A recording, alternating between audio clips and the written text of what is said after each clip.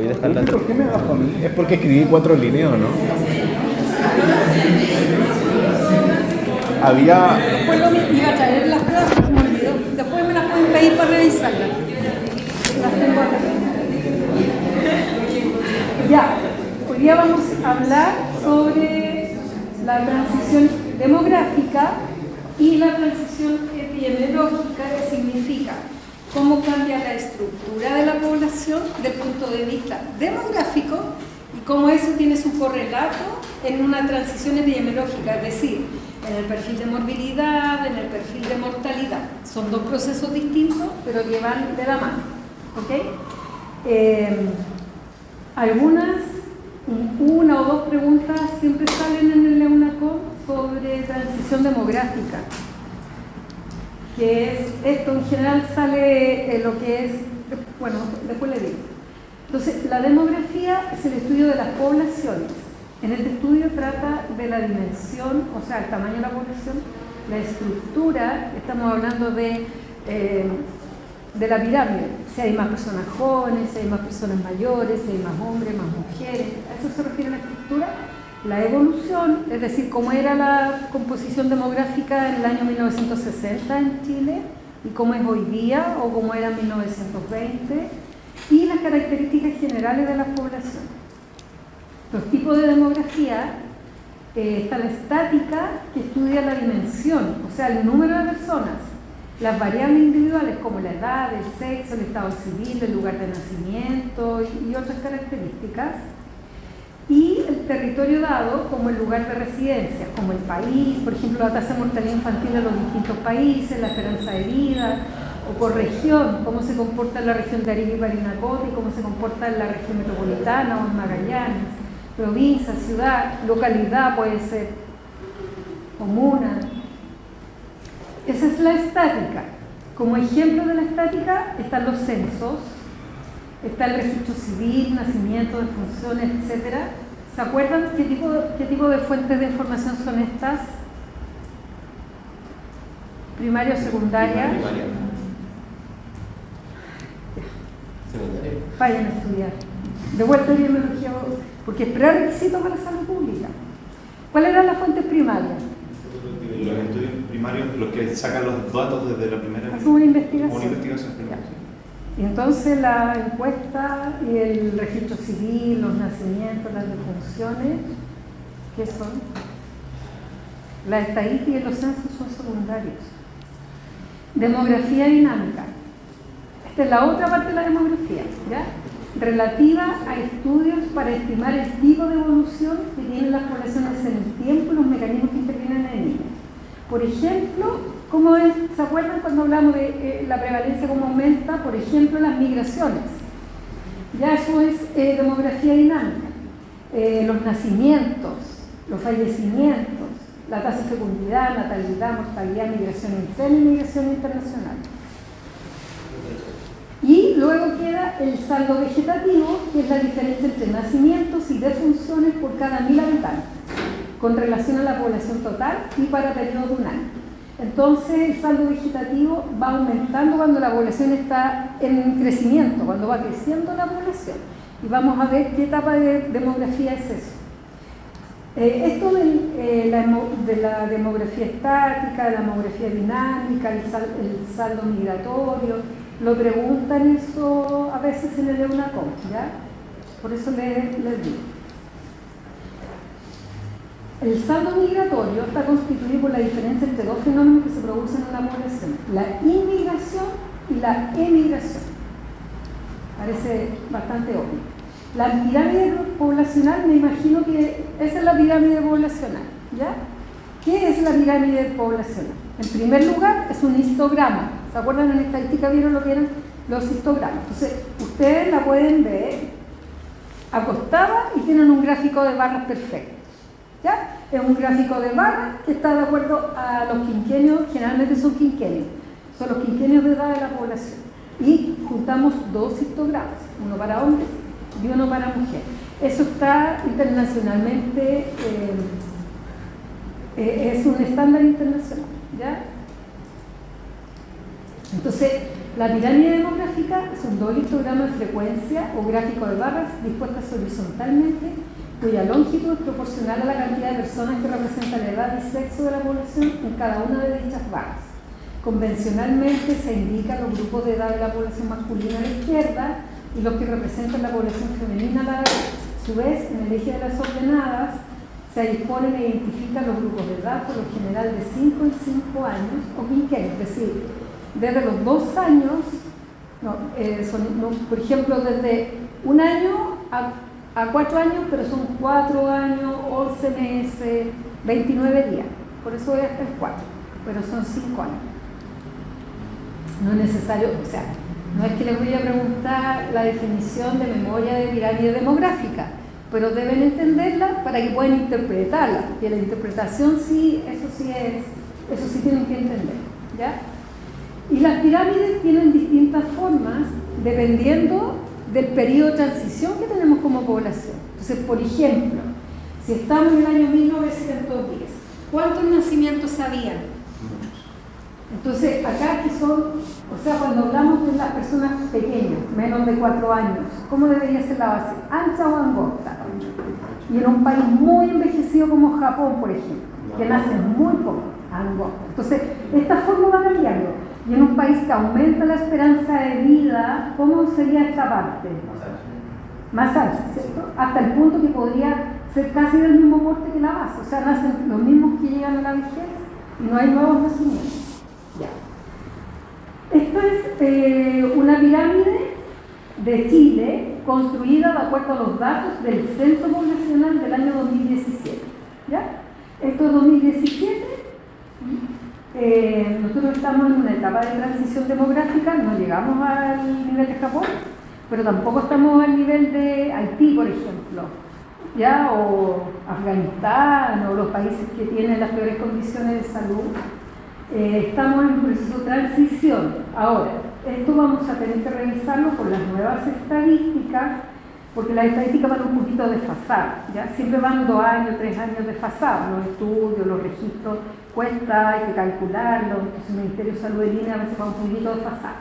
Pero claramente aquí va a haber un cambio de acuerdo a lo que pasó con el COVID, ¿sí? Porque murieron miles de personas, ¿cierto?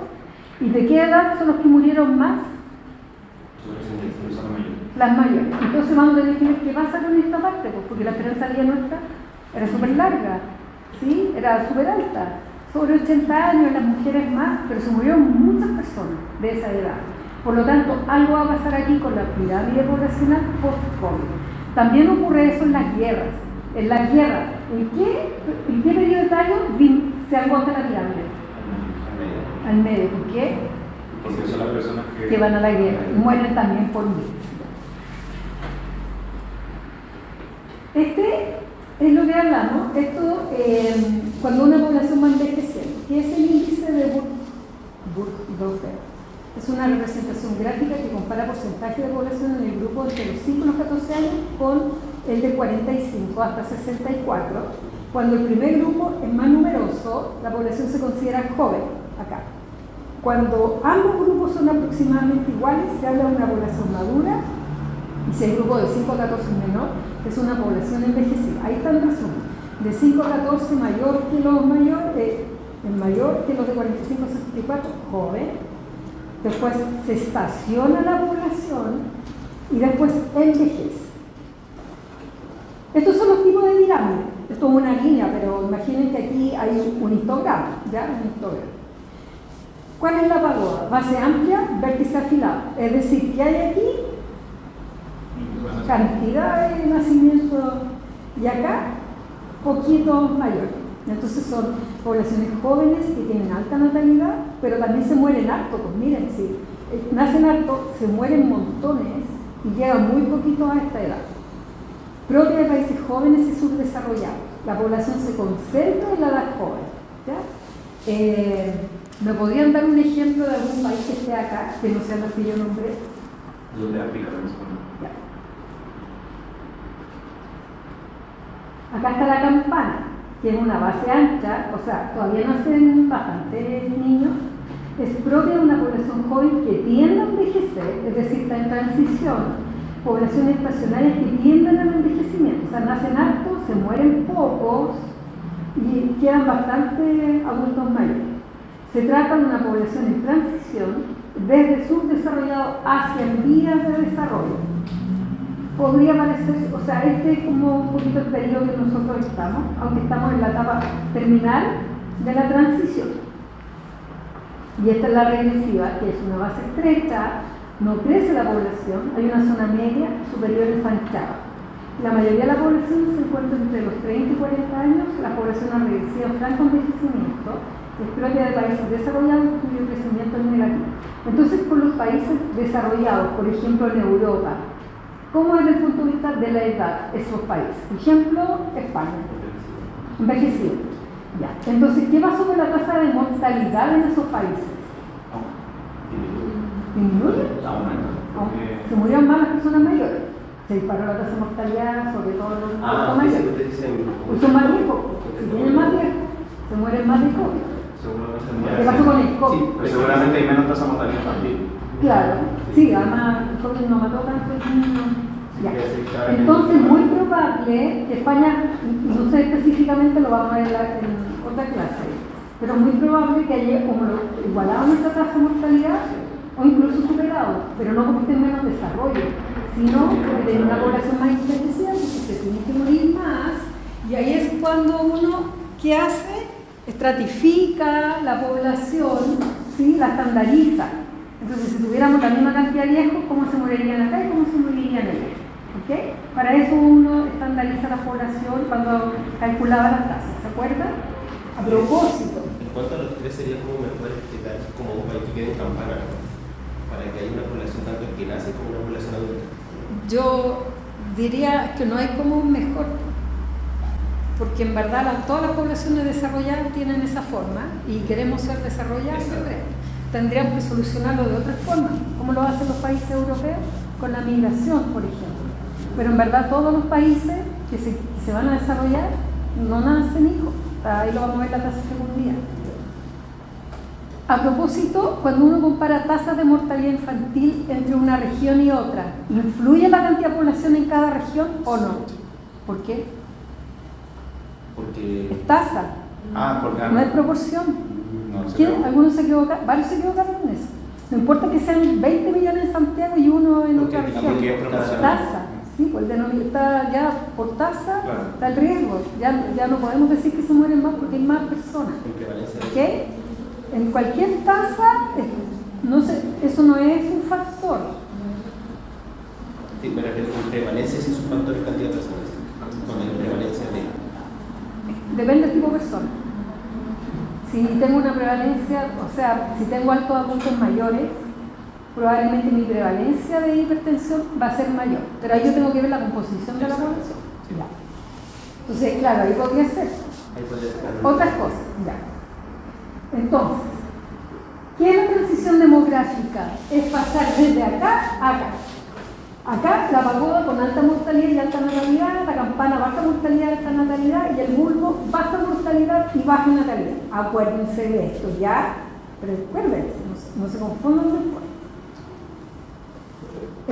Los demógrafos denominan tendencia descendente, mortalidad y fecundidad como transición demográfica, la situación de una fecundidad y mortalidad elevadas a otra con fecundidad y mortalidad baja. Es decir, pasar de 1910 a 2020. ¿Sí? Eso nos pasó a nosotros. ¿Sí? La expectativa anterior en la parte de grupo tiene baja natalidad. Porque esta, sí, esta, quizás no tratan de ver un dibujo, pero esta es la más envejecida de Japón. ¿Ya? Entonces, como pareja, la cantidad de acá con la cantidad de acá. Hay la misma cantidad de viejos que los que nacen. ¿Ya? En cambio aquí todavía nacen más niños de las personas mayores. Y aquí nacen por lejos más niños de los que llegan a viejos. ¿Ya? Dinámica de bajo crecimiento de la población con altos niveles de mortalidad y fecundidad a otra de bajo crecimiento pero con mortalidad y fecundidad reducidas. Porque no nacen, entonces no hay crecimiento, se mantienen. Cifras referenciales cuando hablamos de baja es la natalidad, cuando es menos de 20, cuando es media es de 20 a 30 y una natalidad alta es mayor de 30. Y la mortalidad, cuando es baja, es menos de 10, cuando es media de 10 a 20 y alta mayor de 20. ¿Cómo es la mortalidad general en Chile? ¿Dónde la podrían clasificar? La mortalidad general.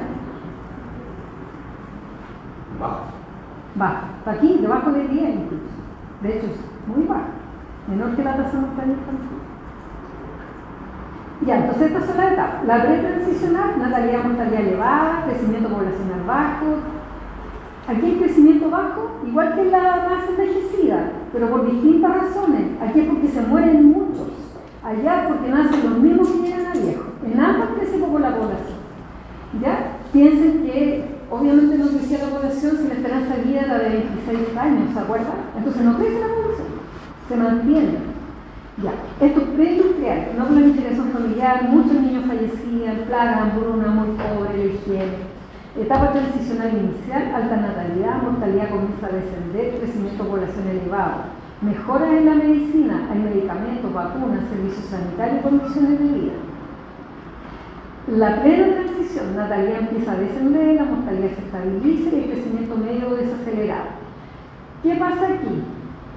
Que empieza a disminuir la natalidad. ¿Por qué? Porque hay una decisión de fecundidad de las mujeres. ¿Y qué pasa? ¿Qué significa eso? Que deciden tener menos hijos, controlar la natalidad. ¿Ya? Decisión de fecundidad. Programas de planificación familiar, anticonceptivo, esterilización, otros como disminución de la tasa de mortalidad infantil, que a su vez disminuye la presión por tener hijos. ¿Qué pasa si una mujer tiene, por ejemplo, 4 hijos, y la mortalidad infantil se acuerdan era de 3 por niño? O sea, 1 de cada 3 se morían. ¿Qué pasa con eso? Tiene más hijos. Culturalmente todos los países lo mismo. Si la tasa de mortalidad infantil es muy alta, las familias tienden a tener más hijos. Cuando la tasa de mortalidad infantil es muy baja, las familias se quedan con un hijo. ¿Ya?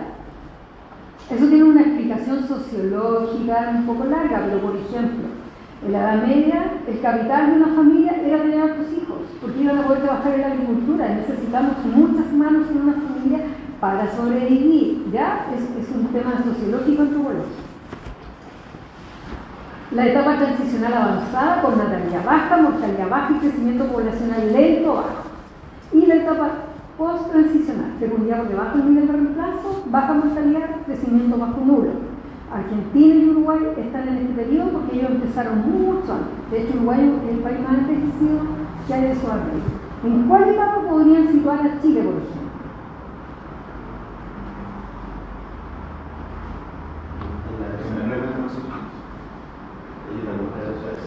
Ya, vamos a tomar la decisión al final de la clase. Ya, problemas de salud según la estructura etaria de la población. Ya, ¿qué pasa si mi población empieza a envejecer? ¿De qué me enfermo y me muero? Si la población envejece, la población de Chile. Enfermedades cardiovasculares. Ya, ¿y de qué más? ¿Qué tienen los mayores que no tienen en verdad más de 40 años o de 50? Si es muy envejecida, demencia y enfermedad degenerativa. Entonces me cambia de inmediato el tipo de enfermedad. ¿Y qué pasa si tengo una población tipo pagoda? ¿De qué se mueren? ¿De qué se morían en Chile en el año 1910?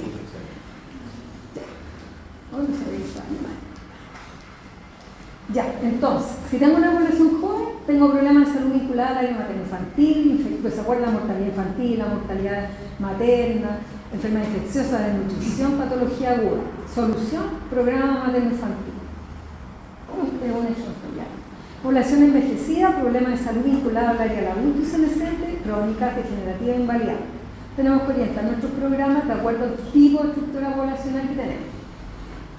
Entonces, Chile se encuentra en una etapa avanzada de envejecimiento de población con una baja fecundidad que está por debajo de la tasa de reemplazo. La tasa de reemplazo, que es la tasa global de fecundidad menor a 2,1. ¿Ya? La tasa de 2,1 es la tasa de reemplazo. Para que se pueda reemplazar la población y crezca, tiene que tener 2,1 hijos por mujer. Que no podemos decir por familia, porque no están todos en familia emparejados, entonces en verdad se usa las mujeres, ¿ya? También ese es un estándar internacional.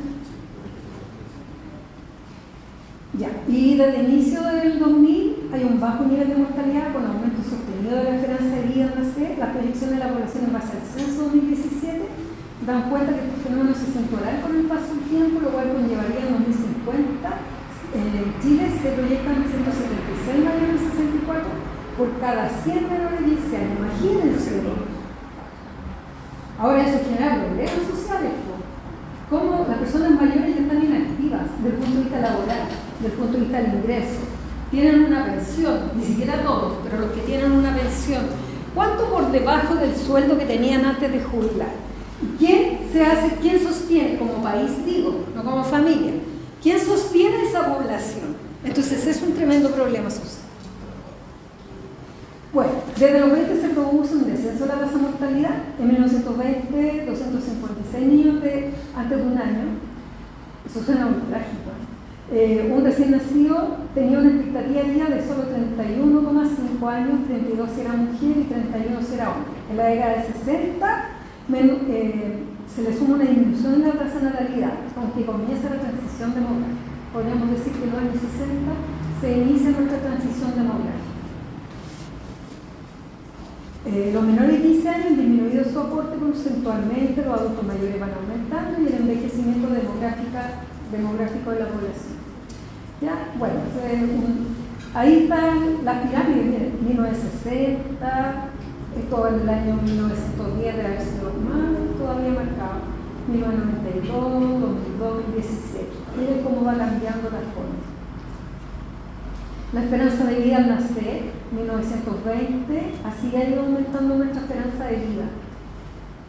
Y esta es la estimación para el año 2030, casi llegando a los 90 años. Igual vemos a estos pacientes en el centro médico que llegan con más de 80, algunos vienen con hartas enfermedades, o sea, en silla, pero de los que llegan con más de 80, hay varios que llegan caminando, ¿sí? Y se ven por dolor de rodilla o a control, pero vienen solos y son capaces de explicar. Y tienen más de 80 años. Entonces, interesante cómo va aumentando la esperanza de vida. Esta es la tasa bruta de natalidad y la bruta de mortalidad. Ambas van disminuyendo drásticamente. Esta es la tasa de mortalidad y esta es la tasa de natalidad. Ahora, es bruta. Nosotros para comparar a través de los años debiésemos también calcular la tasa de acuerdo a la composición de personas mayores, ¿no? Para ir estandarizar. Ahí se me pasó. Ahí está. Tasa de mortalidad infantil, neonatal y postneonatal del 1915 al 2000. Así va bajando la tasa. Porcentaje menores de 15 años, mayores de 59 años. Así aumentan los menores de 60 y así disminuyen los menores de 15. Impresionante también. Índice de envejecimiento de la población por región. Esta es la media en Chile. La más envejecida es Magallanes, la más joven es Antofagasta, aquí está Tarapacá, Arica. Estas regiones están dentro de las más envejecidas. Y estas están, o sea, al revés, dentro de las más jóvenes, estas están dentro de las más envejecidas. ¿Por qué puede ser que aquí, por ejemplo, cuál podría ser causa de envejecimiento de las poblaciones? Una causa frecuente es la migración interna. Ya cuando los jóvenes se van a buscar trabajo a otro lado y va quedando la población mayor. Pero hay distintas causas, se suman todas, no hay solo una que explique. Y el envejecimiento poblacional junto a menor natalidad produce un aumento de la relación de dependencia debido a la disminución relativa de población en edad de trabajar. La población de adultos mayores recibe subsidios y transferencias. Hay que financiar esto. Menos factible de financiar al disminuir relativamente la población activa o la población que está en el mercado laboral. Ya, esta tarea es para mañana. ¿Cuáles son los beneficios de salud del sistema público para las personas mayores? Lo van a buscar.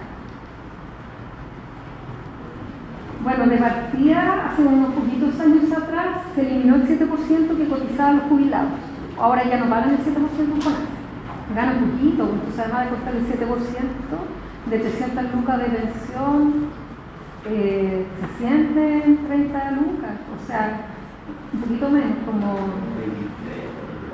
Claro, y con eso se pueden comprar medicamentos, tantas cosas que a esa edad uno además necesita más, tiene más problemas de salud, entonces se agrava la situación. Mortalidad. Las mejores indicadores de mortalidad desde principios del siglo pasado demandan un incremento sostenido de gasto público y un acceso creciente a la atención de salud y a la utilización de los más nuevos avances. La tasa de mortalidad general desde 30 por mil en el año 24 bajó hasta 5 por mil en el año 99 y ahora la tenemos bajo 5, 4 y tantos. Las tasas de mortalidad infantil y mortalidad neonatal cayeron desde 254 y 136 hasta 10,5 en 1999. ¿Cuánto es la tasa de mortalidad infantil ahora? ¿Se acuerdan? Más o menos. ¿En qué valor está la tasa de mortalidad infantil hoy día?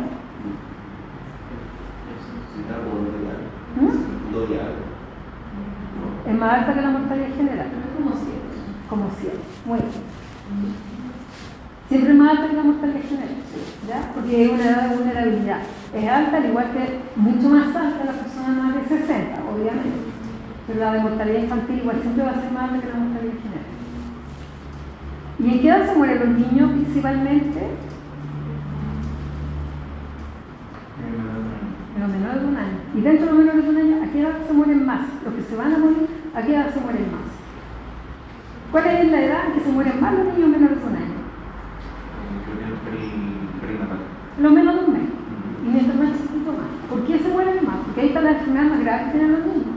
Las malformaciones congénitas que son graves y que tienen alta tasa de mortalidad, normalmente se mueren los primeros 7 días. Las patologías que traen las madres en el embarazo también generalmente se mueren los primeros días. A medida que va pasando el tiempo, va disminuyendo la tasa de mortalidad infantil. Entonces la mortalidad infantil está principalmente a expensas del primer mes de vida, ¿ya? ¿Y eso para qué me sirve saberlo? Porque tengo que saber a dónde tengo que abordar mi estrategia para disminuir la mortalidad infantil. Y tengo que hacer distintas cosas para los que están entre un mes y un año, centrarme en de qué se mueren, para poder abordarlo debidamente. Ya, segunda característica de la transición es la variación en la natalidad total de nacidos vivos al año. La tasa de natalidad hasta el año 30 era cercana a 40 por mil, la pequeña calle hasta el 65, 35 por mil. Y desde el 65 empezó a disminuir drásticamente. ¿Por qué fundamentalmente empieza a disminuir importantemente después del 65? Por el tema de la pensión de la vejez. Bien, ¿y cuál sería? Sí. ¿Y la atención profesional del parto también? Porque se moría la mamá y el bebé al nacer. Entonces, se morían ambos muchas veces. La fecundidad, la tasa de fecundidad general, el número de nacimientos por cada 1000 mujeres en edad fértil al año. La tasa global de fecundidad es el número promedio de hijos que ha tenido cada mujer al concluir su periodo fértil. La tasa global de fecundidad desde casi 5 hijos por mujer en el año 50 hasta cerca de 2 en el 2005, 1,77 en el 2013 y estamos en 1,6 en el 2017. La tasa de reemplazo es de 2,1 hijos por cada mujer. Implica que finalmente los hijos nacidos por cada mujer no alcanzan para renovar la población una vez que fallezcan la madre y el padre de sus hijos.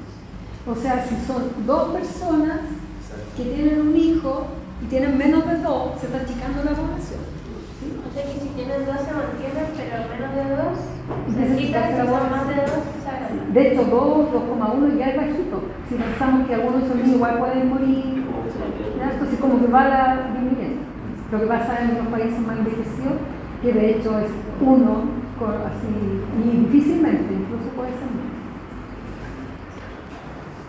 La tasa global de fecundidad sí va a disminuir. Esto para el 2016. Tasa global de fecundidad según región. ¿Quiénes tienen la tasa de fecundidad más alta para ese año? No, la más alta de todos. ¿Dónde nacen más guaguas? La más alta. Miren a dónde llega la barra más arriba. ¿Cuál es la barra más grande? Sí. Ay, perdón. Persecución, hostigamiento.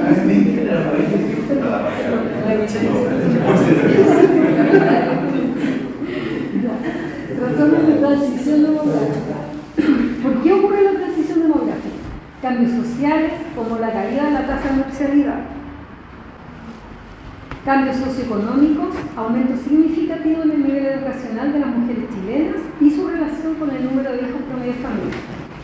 Otros factores, uso anticonceptivos, participación de las mujeres en el mercado laboral, concepto de costo de los hijos. Porque las personas ahora dicen, si tengo más hijos, ¿cómo les voy a pagar la universidad después? ¿Cómo les pago el colegio? ¿Ya? Como piensan en esas cosas. Además, si tengo más hijos, ¿quién me los cuida para ir a trabajar, por ejemplo? Entonces, todas esas cosas las personas analizan y estas son entonces las principales. Y estos son los componentes de la decisión de fecundidad. Tiene algunas otras, pero fundamentalmente. Aquí están las pirámides poblacionales de Chile comparadas en distintos años. Esta es la de 1950, que obviamente no es la peor favor, la otra es mucho antes. Esto es del 2005, ¿ya? Aquí se empiezan a notar claramente las diferencias. Ahí está la base, empiezan a aumentar las personas mayores, empieza a disminuir la base proporcionalmente.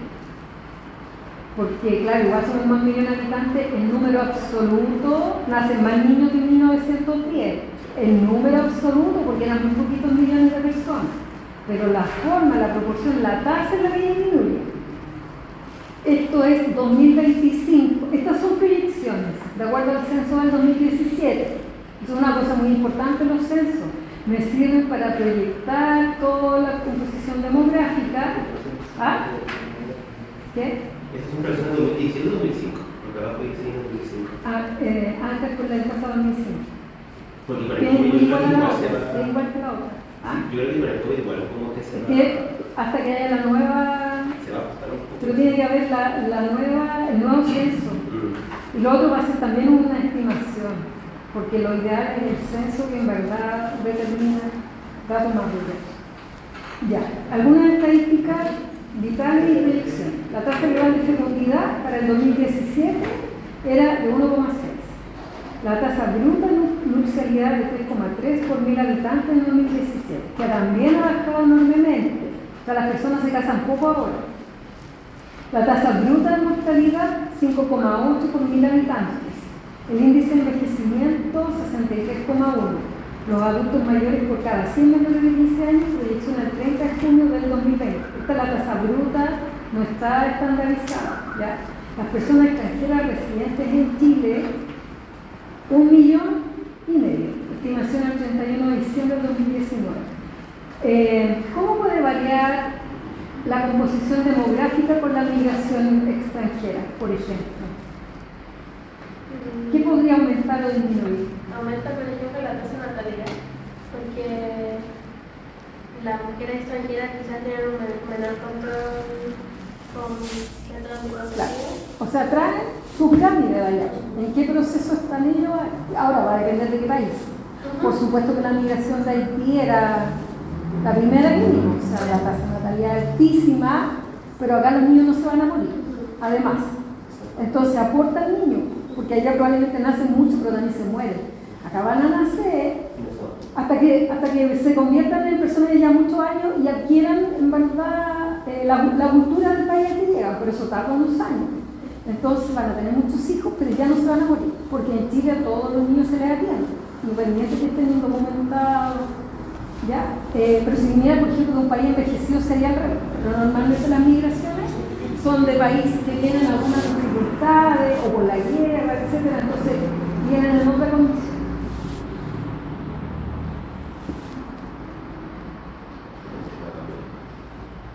Chile, estamos en una etapa avanzada de la transición demográfica, considerables cambios económicos y sociales en los últimos 30-40 años que han implicado un cambio en el bienestar, consecuencias demográficas, tendencias se mantendrán, progresivo envejecimiento de la población e implicancias sociales, disminución de la proporción de la población económicamente activa.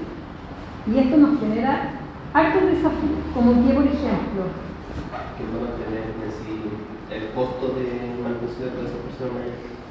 ¿qué otra cosa? Bajar la población. ¿Ya? ¿Qué más? Desde el punto de vista de salud, ¿qué desafío nos pone?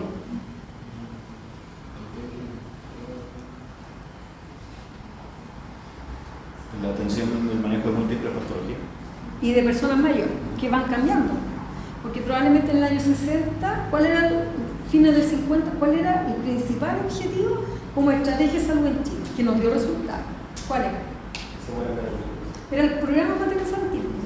Entonces, evitamos empezamos a implementar el Programa Nacional de Alimentación Complementaria, los controles de embarazo, todas las medidas para atender a los niños, la atención profesional del parto y la planificación familiar. Nos centramos en la materno-infantil.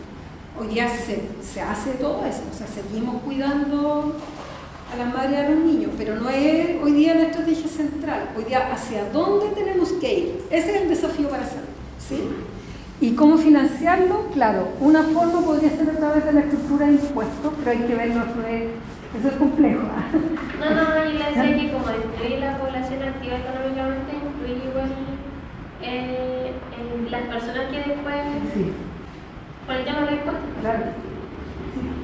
Sí, es bastante complejo el problema que hay en Europa, por ejemplo, que es un problema bastante grave.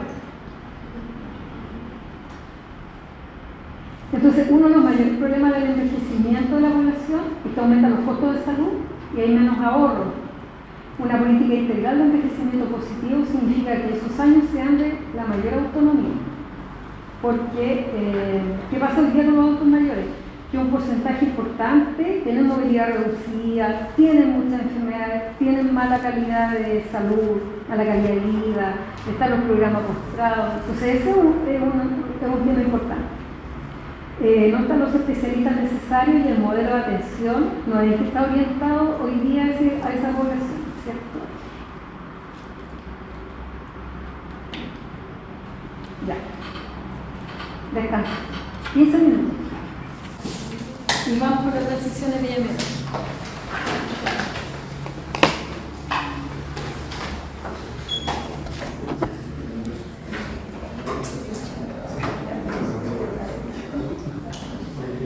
De la población, ¿ya? Es decir, el perfil de morbilidad y mortalidad según el perfil demográfico, ¿sí?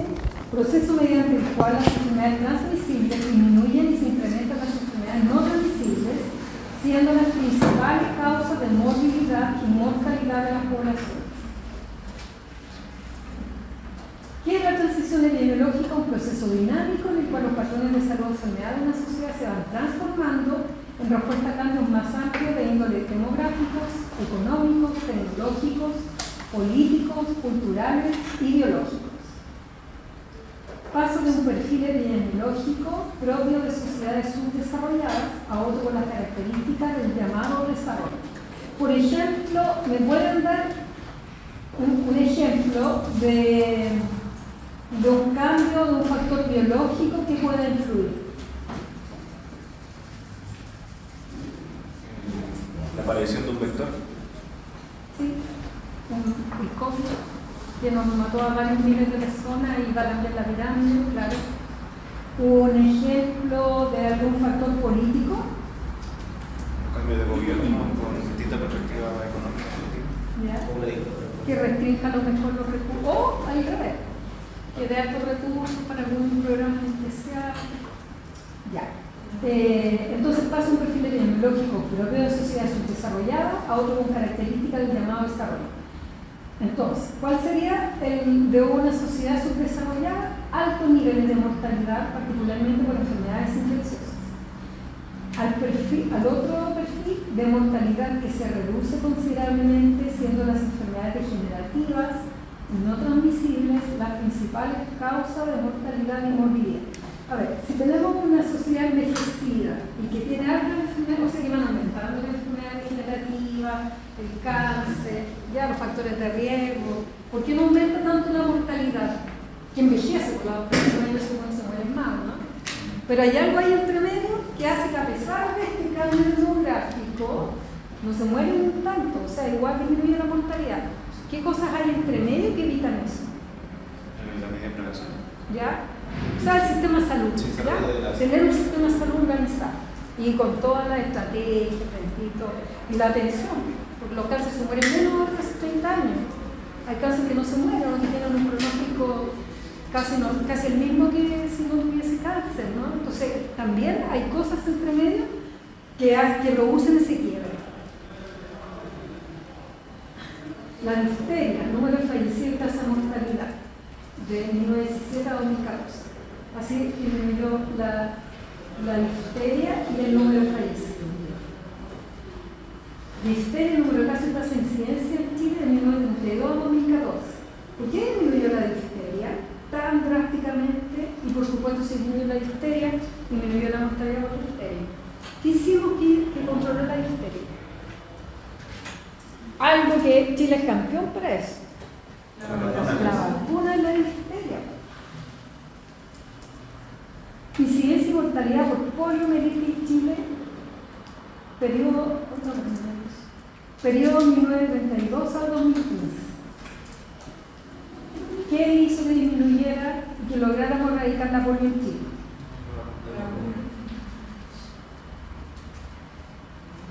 ¿A qué edad se pone la vacuna de la polio? Todos son chicos. ¿Qué tan chico? No, sí, 6 meses, creo. Sí. No, cuando están recién nacidos. La vacuna que le ponen la gotita en la lengua. ¿Y por qué se la ponemos a esa edad? Porque, por ejemplo, hay otras vacunas que las ponemos a los 9 años, pues no todos cuando nacen. ¿Qué ibas a decir? Porque la mayor cantidad de incidencia donde ocurre la enfermedad es en próximos siglos. Sí, o sea, mientras más chico, más probabilidad. ¿Y qué más? La mayor cobertura que podemos tener con una vacuna es ponerla en el momento que nacen. Si la cobertura del parto es casi 98% en Chile, es más difícil que se me escape algún niño que nazca en la casa. ¿Sí? Pero los que nacen en la casa igual después lo llevan al hospital y después van al CEFAM y tienen la leche, bueno. Pero se escapa un poco el niño, entonces es el mayor momento de cobertura que puede haber, pero no todas las vacunas las podemos poner en ese momento, por eso es que no le ponemos todas las vacunas a los recién nacidos. La tasa bruta de natalidad y mortalidad, ya eso es lo mismo que habíamos dicho. Mortalidad infantil por sexo en Chile, del 2000 al 2015. Va disminuyendo de forma muy importante. ¿Por qué se aprecia diferencia en la mortalidad de niños y niñas?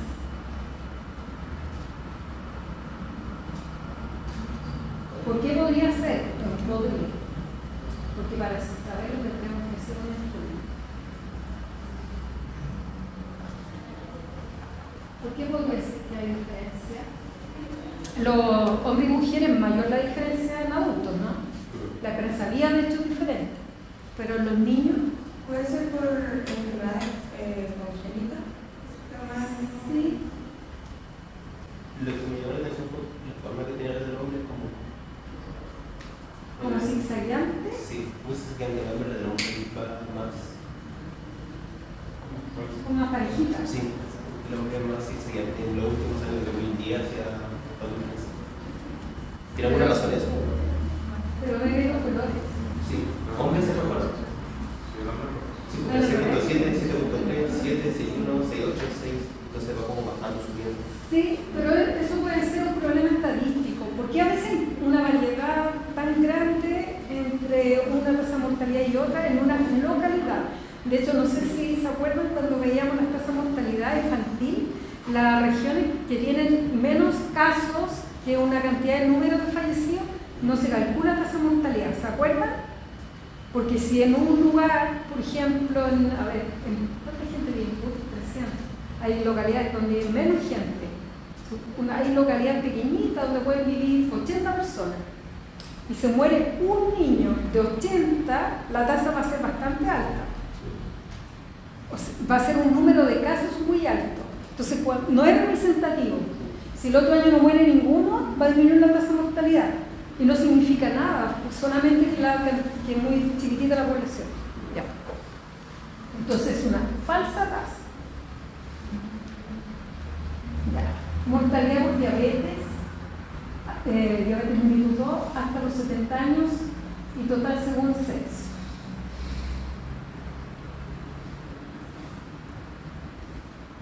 ¿Qué comentario podrían hacer respecto de este gráfico?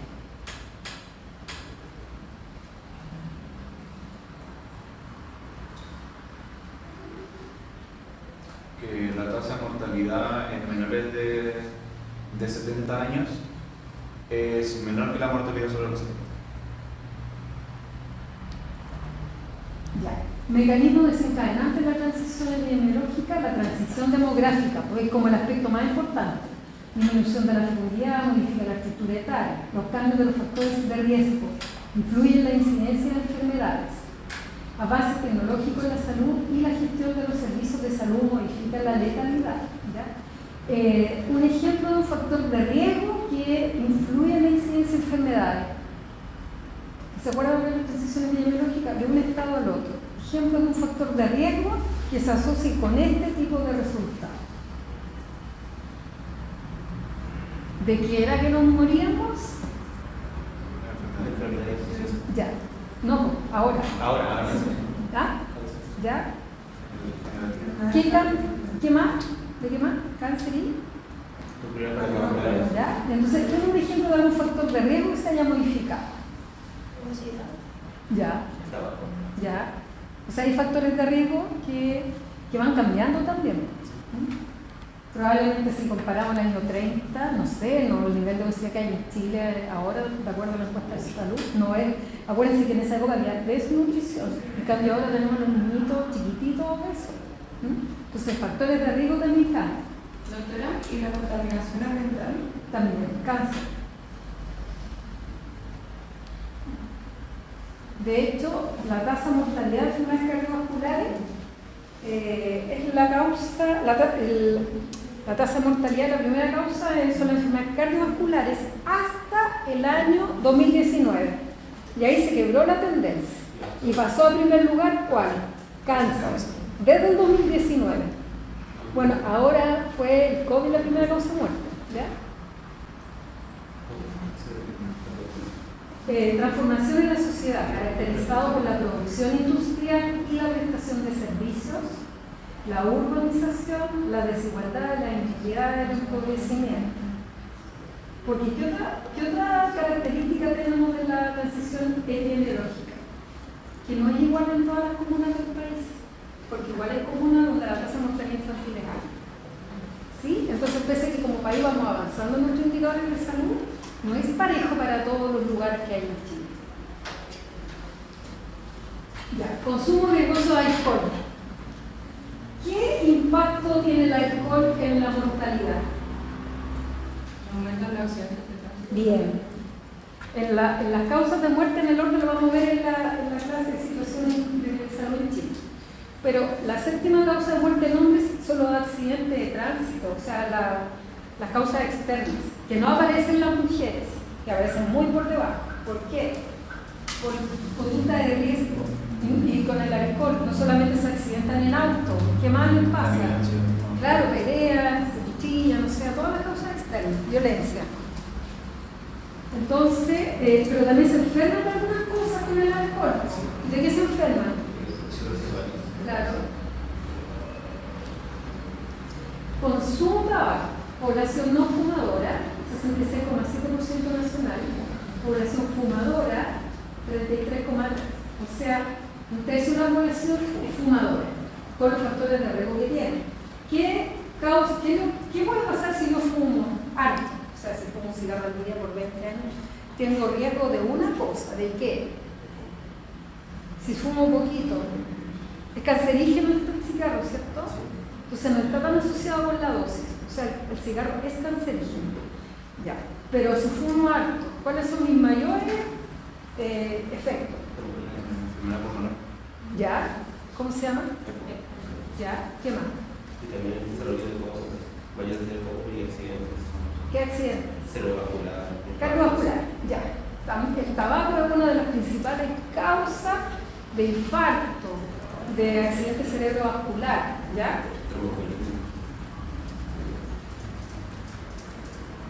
Sedentarismo. Esto sí que es terrible. ¿Ah? 86,7% nacional. Como ya, estos verdes también. Pero a ver, ustedes ven en el centro médico, ¿no? ¿Cuántas personas le contestan de verdad? Porque a veces uno ve a un paciente y dice, me está engañando. O no, me pasa eso. Y dice, el otro día te digo, que hacía 4 veces en la semana y hacía como 2 horas. Y era como, no. personas que hacen 60 minutos 3 veces a la semana son muy poquitos. Claro que algunas personas dicen, pero yo trajino harto en la casa, pero eso no se considera porque no. Ya, pero Chile es de los países más urbanizados del continente. ¿Quién reduce la urbanización? Contaminación ambiental.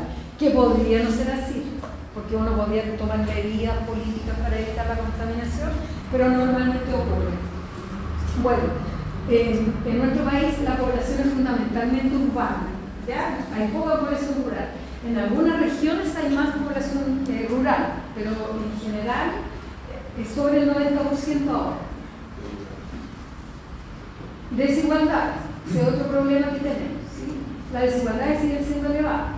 Para el 2016, esta fuente es la OCDE, la base de datos de desigualdad. El porcentaje de trabajadores temporales, por ejemplo, ya lo vimos eso, ¿cierto? Tenemos 30% de trabajadores que están fuera del sistema de protección social, que son trabajadores informales, por lo tanto no tienen acceso a seguridad social, a prevención y a tratar sus enfermedades porque no tienen un buen sistema. Pero además hay el trabajo fluctuante, hay trabajadores de temporada que solo están en un periodo del año empleados. Bueno, el índice de Gini también muestra desigualdad. Tenemos una desigualdad muy superior al resto de los países de la OCDE. Ya, salud bucal. El uso de prótesis dental total según sexo, edad y años de estudio cursados. Y la pregunta era, ¿usted usa prótesis dental? Entonces, ¿qué comentario podría? Un 22% de todo el país, que es muy alto. O sea, hay poco cuidado de la salud bucal. Pero no, o sea, no me refiero al cuidado solo de las personas, por supuesto, pero también tiene que ver con tener un sistema de salud que responda al cuidado, cosa cuando una persona tiene problemas con una vía sanitaria lo atiendan antes que la pierda, etc. Ya. Las mujeres tienen más pérdida de piezas dentarias. En los grupos etarios, obviamente a mayor edad pierden más piezas dentarias. Y aquí es donde se nota mayor la inequidad. ¿Por qué? ¿Y por qué? Muchas veces puede ser por la desinformación o por el estatus económico. Sí, cuando uno habla de años de estudio, no se centren en que la persona con menos años de estudio no entiende las indicaciones médicas. Eso es muy intermedio y muy asociado como a lo médico, pero el hecho de no tener años de estudio tiene impacto mucho más importante en otros factores, como que En laboral. ¿qué es lo laboral?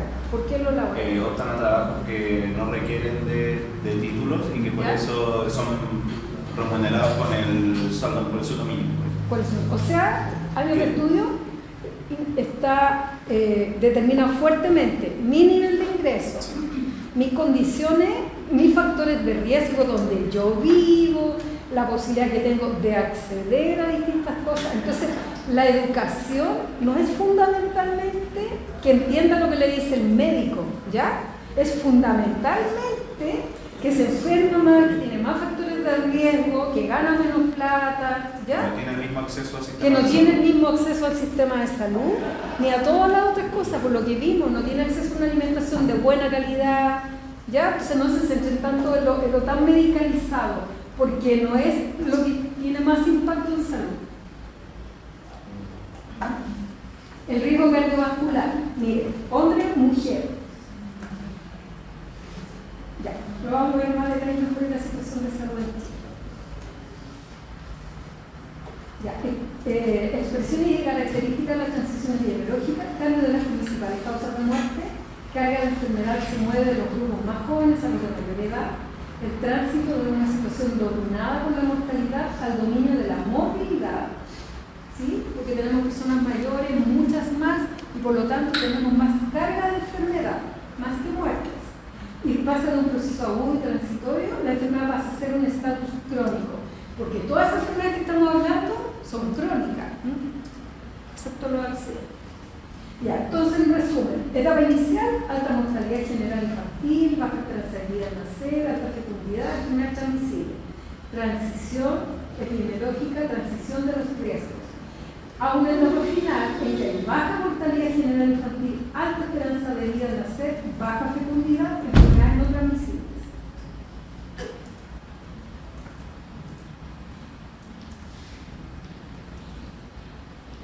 Lo hago después igual para no hacer tan preguntas. Ya la mortalidad por principales causas de defunción, ya también más o menos lo vimos. Ahí están los principales grupos de causa de muerte del año 2019, que lo vamos a ver en el En relación de la transición demográfica y epidemiológica, la mayor esperanza de vida expone a la población a factores de riesgo asociados con enfermedades de tipo crónico degenerativo, lo que implica un aumento de la contribución de este grupo de enfermedades en la mortalidad global. Las políticas públicas deben ser continuamente ajustadas a los cambios que presenta una sociedad en permanente transformación. Y nos cuesta esto, porque generalmente vamos más atrasaditos. Siempre un país desarrollado va a tener mayor cantidad de personas mayores, sí, pero todas ellas van a tener mayor carga de comorbilidades o no siempre va a ser así. Depende de lo que hagamos. Ah. Depende de lo que hagamos para evitar eso. Porque ¿qué podemos hacer? Mejorar, o sea, hacer estrategias que mejoren los factores de riesgo, que las personas tengan mayor movilidad, porque uno de los problemas que tenemos con los adultos mayores es la disminución de la movilidad, ¿cierto? Movilidad reducida, y que no tenemos además condiciones de infraestructura, entonces las personas se encierran, no pueden salir, etc. Son dependientes. Ya, envejecimiento, pérdida de la capacidad funcional, lo que aumenta de manera exponencial el riesgo de enfermedad y capacidad humana. Todas las personas no envejecen de la misma manera, hay un componente genético que está determinado por múltiples factores a lo largo del curso de vida. Sí, también hay un componente genético, porque hay poblaciones diezmadas por enfermedades y siempre encontramos por ahí alguna persona que tiene 90 años, 100 años, sale en la tele, ayer salían en la entrevista, ¿y usted qué edad tiene? Hay una señora que tenía 102 años y fue a votar y caminaba, entonces sí, también hay factores genéticos, ¿ya? También, pero no son los más importantes. ¿Y qué es lo que queremos? Lo que tú dices, envejecimiento saludable, que no tengamos muchas personas mayores, pero postradas, dependientes, con múltiples enfermedades. Queremos un envejecimiento saludable, proceso de fomentar y mantener la capacidad funcional que permite el bienestar en la vejez. La capacidad funcional comprende los atributos relacionados con la salud que permiten a una persona ser y hacer lo que es importante para ella. Se compone de la capacidad intrínseca de la persona, las características del entorno que afectan esa capacidad y las interacciones entre la persona y esas características. Pero ¿realmente se puede hacer que la mayor parte de la población tenga un envejecimiento saludable? Piensa en los países europeos, no piensa en los ancianos nuestros, piensa en las personas mayores en Finlandia, Suecia. Si tú lo comparas, ¿cómo crees que están ellos? Sí, ya salen a trotar. Sí, sí. Pero además tienen dónde. Sí. Tienen lugares para hacer actividad deportiva, tienen rehabilitación, tienen otras cosas y llegan en mejores condiciones. Porque además han hecho ejercicio a lo largo de la vida, ¿sí? O sea, sí se puede, pero tenemos que cambiar la mirada. Comienza en una etapa... y para eso, para tener envejecimiento saludable, ¿qué necesitamos? ¿Esperar a que tengan 70 años para hacer algunas cosas? Sí, cuidarnos desde que somos jóvenes, para llegar sanos, porque cuando ya está la ACV, cuando ya está el infarto, llegamos tarde. Entonces, comienza en una etapa previa de la concepción y sigue a lo largo de todo el curso de vida. El reto de las políticas públicas comprende abordar el aumento de las enfermedades crónicas, fragilidad de personas mayores y seguir mejorando la salud a lo largo del curso de vida. Abordar la longevidad requiere cambio sistémico en el sistema de atención de salud. Funciona cuando el servicio de salud se enfoca en la prevención primaria de las enfermedades no transmisibles y en la cura de las enfermedades agudas. Poco efecto cuando el objetivo es mantener la salud y la capacidad funcional de las personas adultas y adultas mayores con enfermedades crónicas. Es un deber, porque estamos envejeciendo, pero no es, o sea, llegamos tarde cuando ya hacemos esto.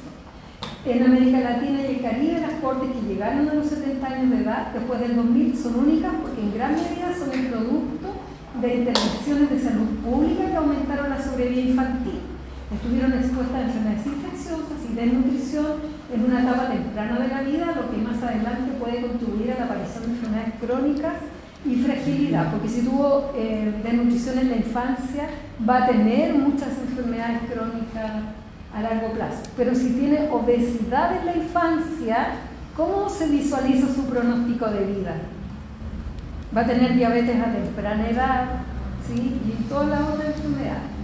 4 factores de la infancia temprana pueden influir. Enfermedades que se desarrollan en el útero o poco después del nacimiento pueden permanecer latentes por periodos largos y manifestarse en la vejez como enfermedades crónicas.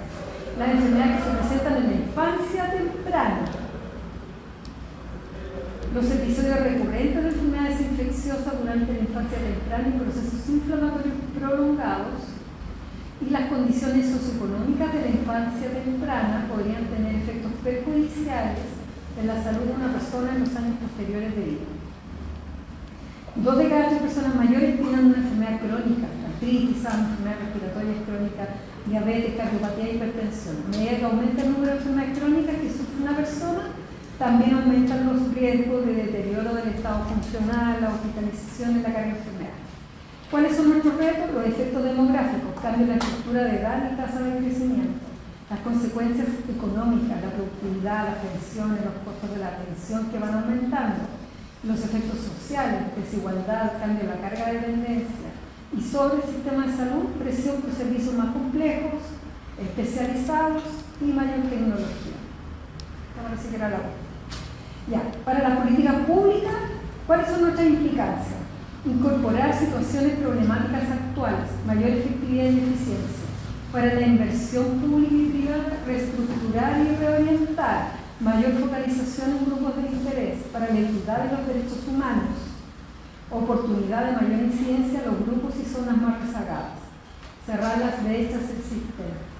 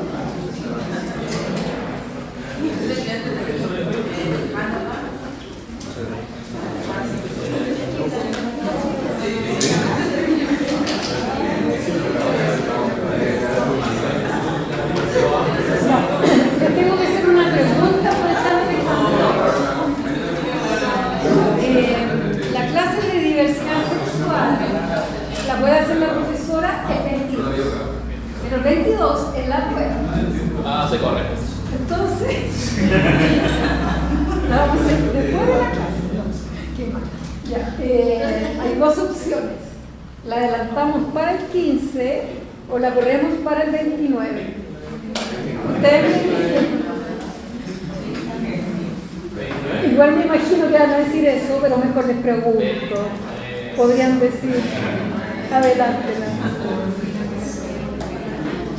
Pero les voy a mandar un correo para que me contesten por correo.